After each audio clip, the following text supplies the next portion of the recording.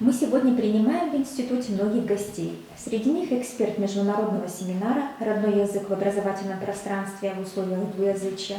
Положительный опыт проблемы» Яндыбаева Диана Игоревна, специалист Института и развития родных языков народов Российской Федерации, Федерального государственного автономного образовательного учреждения дополнительного профессионального образования, Центр реализации государственной образовательной политики и информационных технологий, город Москва.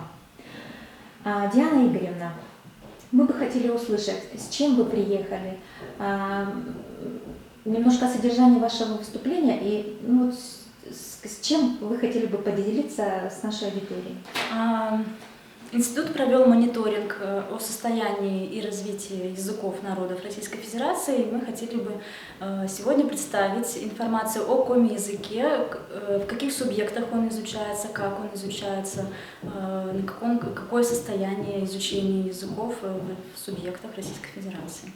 Коми-язык изучается в двух субъектах. Это Республика Коми и Ямало-Ненецкий автономный округ. В Республике Коми язык государственный, соответственно, уделяется большое внимание на его изучение.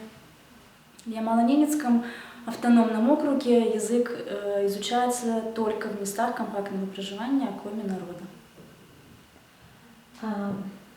Какие впечатления у вас сложились от семинара? На семинаре были подняты актуальные и очень важные вопросы, касающиеся изучения родных языков в условиях двуязычия. Это очень важно на данном этапе, в данный период, в настоящее время. Поэтому очень важно было услышать доклады на данную тему. 2019 год юбилейный для института. Нам исполнилось 80 лет. Пару добрых слов и пожеланий от вас. Желаю вашему институту успехов, процветания, плодотворной работы и надеемся на дальнейшее сотрудничество. Спасибо вам большое. Мы очень рады, что вы у нас участвуете в таком мероприятии. Желаем вам взаимных успехов, новых планов вам и ждем вас в гости. Спасибо.